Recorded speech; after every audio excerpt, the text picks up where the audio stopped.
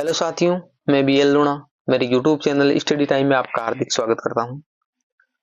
हम हिंदी साहित्य का इतिहास पढ़ रहे हैं, जो एक फर्स्ट ग्रेड की सीरीज चल रही है, जिसके अंदर हम फर्स्ट ग्रेड का संपूर्ण कोर्स करेंगे। आज हम देखेंगे कि जो आगे का जो मैटर है, क्योंकि जो पीछे वाली जो क्लास थी उसके अंदर हमने देखा कि जो काल का विभाजन, जो हिंदी साहित्य का इतिहास है उसके काल का विभाजन अलग अलग भागों में किया गया। आदिकाल, भक्तिकाल, रीतिकाल और आधुनिक काल। वो जो उनका नामकरण और उसका जो टाइम पीरियड वो हमने देखा। आज उसके आगे का जो वर्णन है कि किस प्रकार जो आदिकालीन जो प्रवृत्तियां है वो प्रवृत्तियां आई, कौन कौन सी उसके अंदर प्रवृत्तियां थी। तो अगर आप मेरे चैनल पर पहली बार विजिट कर रहे हो तो चैनल को सब्सक्राइब कर ले, बेल आइकन को ऑल पे प्रेस कर ले, ताकि मेरे आने वाले हर वीडियो का नोटिफिकेशन आपको मिलता रहे। अपने दोस्तों के साथ में भी शेयर कीजिए जो हिंदी से सेकंड ग्रेड, फर्स्ट ग्रेड या टीजीटी, पीजीटी, नवोदय की तैयारी करे, तो उनके लिए भी ये क्लास महत्वपूर्ण है। अकेले फर्स्ट ग्रेड का इसमें हमने टारगेट लिया है, बाकी अकेले फर्स्ट ग्रेड के लिए नहीं है। जो हिंदी साहित्य का स्टूडेंट है उसके लिए ये क्लास महत्वपूर्ण है। तो बिना समय कमाए हम आज शुरुआत करते हैं अपनी क्लास की। तो देखिए, आदिकाल में धार्मिक दृष्टि से देखें तो सिद्ध संप्रदाय, नाथ संप्रदाय और जैन संप्रदाय मुख्य था। कहने का मतलब जो हिंदी साहित्य की शुरुआत हो रही थी, जिसका नाम हमने आदिकाल रखा है, जिसका नाम आदिकाल रखा है। आदि का मतलब ऐसे प्रारंभ होता है। तो धर्म की दृष्टि से आदिकाल के अंदर एक तो सिद्ध थे, ठीक है, सिद्धों की संख्या मैंने आपको बताई है 84 थी। नाथ थे जिसकी संख्या 9 थी, और जैन थे। तो कहने का मतलब 3 प्रकार के धर्म थे, सिद्ध थे, नाथ थे और जैन थे। ये हमारे आदिकाल के अंदर जो धार्मिक जो सिस्टम था, धार्मिक जो परंपरा थी वो यही थी। तो याद रखना, आदिकाल में जो धर्म है हमारे जैसे हिंदू धर्म, मुस्लिम धर्म याद नहीं है, यानी आदिकाल था उस समय धर्म कौन से थे, यानी सिद्ध थे, नाथ थे और जैन संप्रदाय मुख्य थे। वज्रयानियों को ही सिद्ध कहा जाता है, यानी जो सिद्ध है वो कौन थे, यानी जो वज्रयानी थे वही क्या थे, सिद्ध थे।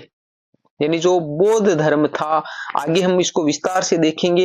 यानी बौद्ध धर्म थी, उस बौद्ध धर्म की जो अलग अलग शाखाएं थी, उन शाखाओं में से ये सिद्ध निकले, फिर सिद्धों से हमारे नाथ निकले। तो ये जो अलग अलग है वो बाद में हुए है। इसको जब हम भक्ति काल पढ़ेंगे तो उस भक्ति काल में इसको विस्तार से देखेंगे। 12वीं शताब्दी में सिद्धों से ही नाथों का उदय हुआ है। कहने का मतलब शुरुआत में क्या ये कह रहे, वज्रयानी थे, पहले बौद्ध थे, बौद्ध धर्म था, उस बौद्ध धर्म से जो हीनयान और महायान जो शाखाएं थी उनसे वज्रयानियों का निर्माण हुआ, यानी अलग हुए। उसके बाद में उन वज्रयानियों से सिद्ध निकले हैं, और सिद्धों से आगे चलकर क्या यहाँ लिखा है कि 12वीं जो शताब्दी आई, उस 12वीं शताब्दी तक आते आते सिद्धों से है वो नाथ है वो अलग हो गए। अब ये अलग होने का सिस्टम क्यों हुआ, क्योंकि जब भी कोई धर्म होता है भाई, जब भी कोई धर्म होता है तो उस धर्म के अंदर अलग अलग लोग होते हैं। भाई धर्म है वो धर्म है, अलग अलग इसकी जो अलग अलग लोग है इसके अंदर शाखाएं हैं। तो हमें पता है कि अभी भी जैसे मान लिया हम अभी वर्तमान की देखें तो पार्टियां होती है, हमारे राजनीतिक पार्टियां होती है ना।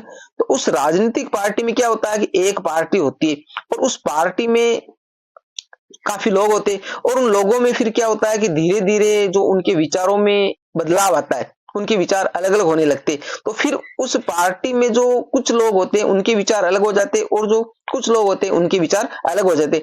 अब विचार अलग होने से उनके विचार आपस में मिलते नहीं है, तो फिर क्या होता है, एक नई पार्टी का जन्म होता है, एक नई पार्टी का जन्म होता है। तो उसी प्रकार क्या हुआ था, जिस समय हमारे नाथ वो अलग हुए थे सिद्धों से 12वीं शताब्दी में, तो उस समय क्या था, जो सिद्धों के जो नेम कायदे अलग थे, सिद्धों के नेम कायदे अलग थे, उनमें से जो नाथ थे उन नाथों को ये बात है वो समझ में नहीं आ रही थी, यानी वो ये नेम कायदे मानने के लिए राजी नहीं थे।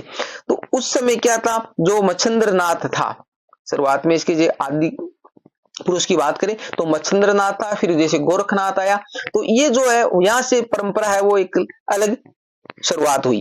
तो वहां से नाथ है वो अलग हो गए, बाकी सिद्धों के ही थे। तो इनमें से कुछ नियम तो क्योंकि जो नई, जैसे यहाँ पर नई पार्टी की बात करें तो नई पार्टी बनती है, तो कुछ तो वो पुराने इसमें भी लक्षण होते हैं, है ना। तो जो कुछ तो वो पुराने वाले इन वाले थे सिद्धों वाले, और फिर उन्होंने कुछ नए नियम बनाए। तो यह नाथ अलग हो गई।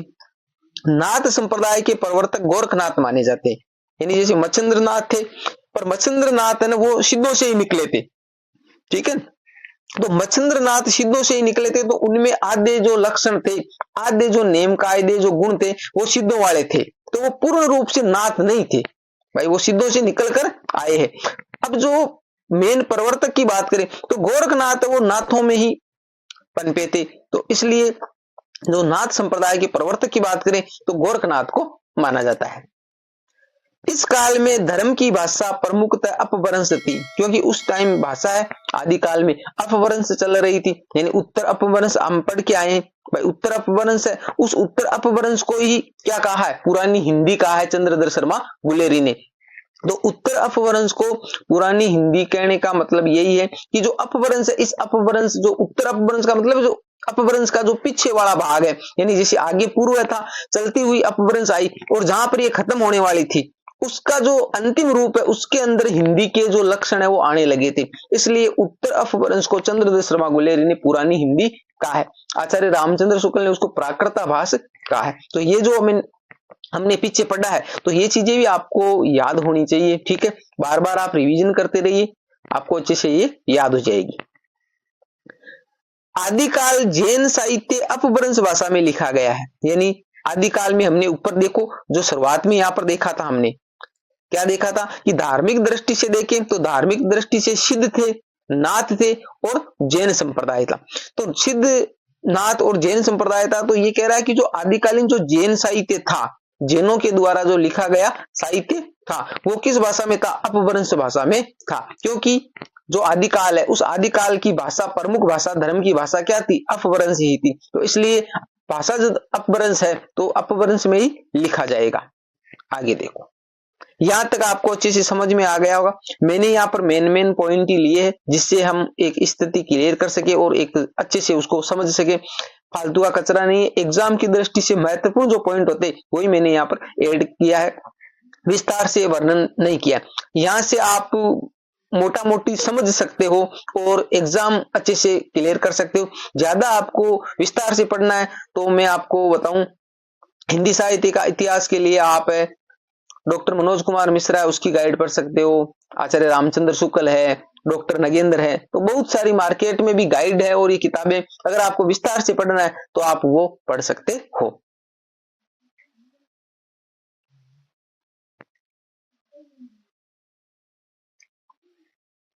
आगे हम बात करें प्रमुख प्रवृत्तियों की, यानी उस टाइम की जो प्रवृत्तियां क्या थी, यानी किस प्रकार का जो माहौल है वो वहां पर हमारे को देखने को मिलता है, किसमें, आदिकाल में।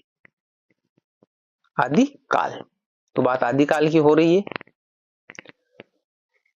पहली जो प्रवृत्ति यहां से आपको आदिकाल का जो ये मैंने पॉइंट जो यहां पर लिखे हैं, ये पॉइंट अपने आप में महत्वपूर्ण, यहां से क्वेश्चन बनता है, यानी इस पॉइंटों से आपको समझ में आ जाएगा कि उस टाइम की स्थिति कैसी थी। आदिकालीन प्रवृत्तियों से आपको समझ में आ जाएगा कि वहां की स्थिति कैसी थी। तो देखो, ऐतिहासिकता का अभाव, यानी ऐतिहासिकता का उस टाइम क्या था, अभाव था, इतिहास से संबंधित हमारे को कुछ भी वहां पर नहीं देखने को मिलता है। युद्ध वर्णन में सजीवता, यानी इन्होंने जो युद्ध का वर्णन किया, क्योंकि जो ऐतिहासिक वर्णन है इन्होंने नहीं किया है, युद्ध का जो वर्णन किया उस युद्ध का वर्णन में सजीवता मिलती है। सजीवता का मतलब ये होता है कि जब हम उसकी किताब को, उसका लिखा हुआ जो वर्णन पढ़ते हैं तो हमारे सामने ऐसा लगता है कि युद्ध अभी वर्तमान में हो रहा है, इस प्रकार का वर्णन उन्होंने लिखा है। क्योंकि कई बार हमें ऐसा लगता है कि कुछ भी हम किताब को पढ़ते हैं तो उस कवि का लिखा हुआ जो वर्णन होता है उस वर्णन में हम इस प्रकार खो जाते हैं कि हमें पता ही नहीं चलता है कि हम कहाँ हैं, हम उस माहौल में ऐसे बंध जाते हैं कि ऐसा लगता है कि उस टाइम हमारे सामने ऐसा वो माहौल, जो घटना है वो घटित हो रही है। तो ये कहने का मतलब युद्ध का वर्णन है वो सजीवता नजर आती है उसके अंदर, ऐसा लग रहा है कि अभी वो युद्ध चल रहा है जब उसको पढ़ते हैं। प्रामाणिकता में संदेह, यानी वो जो बातें लिखी है वो बातें हकीकत है या नहीं है, इसमें संदेह है, यानी प्रमाणिक नहीं है। क्योंकि हम जो पृथ्वीराज रासो की बात करें, पृथ्वीराज रासो, तो जब पृथ्वीराज रासों को हम पढ़ेंगे, तो पृथ्वीराज रासों को जब पढ़ेंगे तो उसमें कुछ विद्वानों का जो मानना है वो इसको क्या मानते हैं, अर्ध प्रमाणिक मानते हैं, कुछ है इसको प्रमाणिक मानते हैं, कुछ है वो अप्रमाणिक मानते हैं।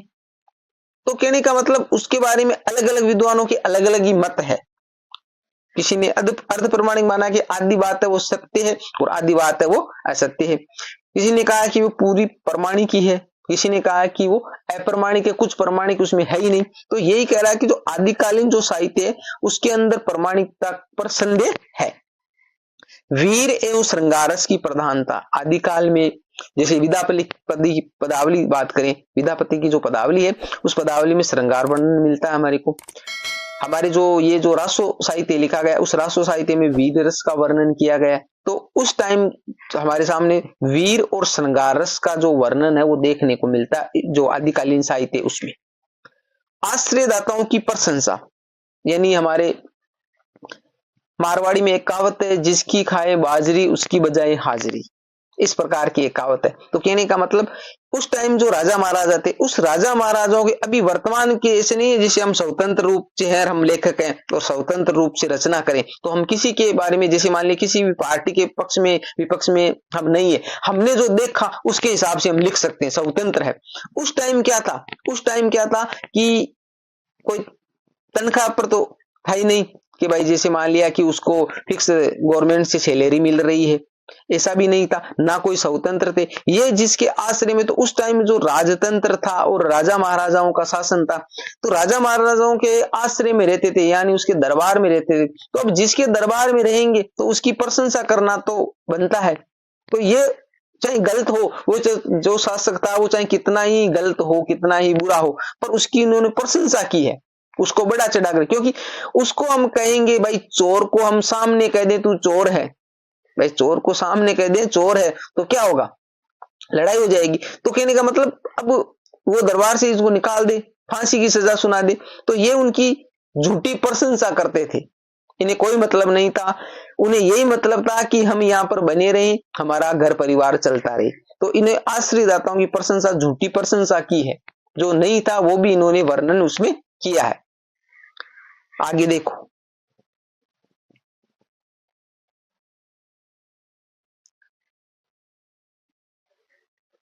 आगे हमारा है संकुचित राष्ट्रीयता। संकुचित राष्ट्रीयता का मतलब है जो राष्ट्रीय भावना थी, जो राष्ट्रीय भावना थी वो इतनी जो नहीं थी, संकुचित थी, सिमटी हुई थी। तो राष्ट्रीयता की जो भावना है वो संकुचित थी आदिकालीन साहित्य में। कल्पना की प्रचुरता जो हमने ऊपर कर दी है, कहने का मतलब जैसे आपको आश्रयदाता की प्रशंसा की बात करें तो एक वो कल्पनाएं थी उनकी झूठी, वो प्रशंसा करते थे, ये हमारे राजा ऐसे थे और वो महान थे और वैसे थे। जो हम वर्णन अभी पढ़ते हैं और देखते हैं, जो खुद को भी जब हम पढ़ते हैं तो हमें ऐसा लगता है कि ये बात झूठी है, ऐसा नहीं हो सकता। तो इन्होंने कल्पना की प्रचुरता, कहने का मतलब कल्पना से ऐसे ही मनगढ़ंत बातें लिख दी। विविध छंदों का प्रयोग, यानी अलग अलग प्रकार के छंदों का प्रयोग हुआ हमारे आदिकालीन साहित्य में। डिंगल पिंगल भाषा का प्रयोग, आपको मैंने डिंगल और पिंगल के बारे में बता दिया है। डिंगल और पिंगल, तो डिंगल और पिंगल भाषा में क्या था, यानी इन दोनों के साथ में अपभ्रंश तो है, अपभ्रंश तो है। अब अपभ्रंश तो दोनों के साथ में ही है।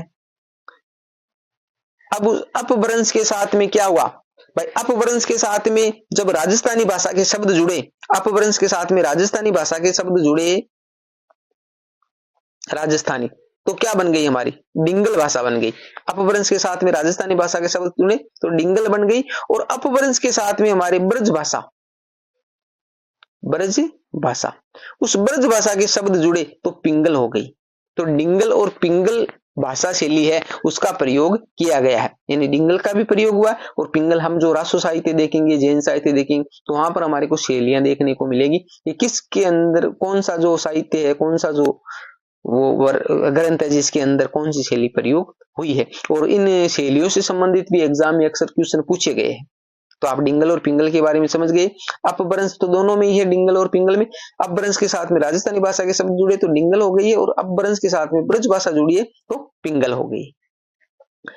अलंकारों का स्वाभाविक प्रयोग, कहने का मतलब अलंकारों का इन्हें नॉलेज नहीं था, अलंकारों का इन्हें ज्ञान नहीं था, अलंकारों का एक स्वाभाविक प्रयोग हुआ अपने आप ही। जैसे हम कोई रचना करते हैं तो उस रचना में अपने आप ही कोई अलंकार आ गए हैं, बाकी ये चाह कर अलंकारों का प्रयोग नहीं करना चाहते थे और ना ही इन्हें पता था कि भाई ये अलंकार ही ऐसे होते हैं। जैसे वर्तमान में कोई रचना करते हैं, अभी तो जैसे हमारे जो आधुनिक साहित्य है, उस आधुनिक साहित्य में मुक्त छंद चल रहा है, यानी छंदों की बात ही नहीं हो रही है। अलंकार है वो स्वाभाविक कोई आ जाए या अलंकार कहीं सेट भी कर दे अपनी इच्छा से, परंतु उस टाइम इन्हें कोई पता नहीं था अलंकारों का। अभी तो अलंकारों का जो कवि है उनको नॉलेज है तो चाह कर भी करते, परंतु उस टाइम इन्हें अलंकारों का कोई नॉलेज नहीं था। ये अपने आप स्वाभाविक ही अलंकारों का प्रयोग वहां पर हो गया है। आगे हमारा हिंदी का आदि कवि या प्रथम कवि। तो हिंदी का आदि कवि या प्रथम कवि है, इसके बारे में हम अगली क्लास के अंदर देखेंगे कि भाई हिंदी का जो प्रथम कवि या आदि कवि किसको माना गया है। उम्मीद करता हूं ये क्लास आपको अच्छी लगी होगी। अगर अच्छी लगी है तो इसको लाइक करिए, अपने दोस्तों के साथ में भी शेयर करिए, और किसी भी प्रकार का आपको डाउट या कंफ्यूजन रहता है तो आप मेरे को कमेंट करके पूछ सकते हो। मिलते हैं अगली वीडियो में, तब तक के लिए जय भीम, जय भारत।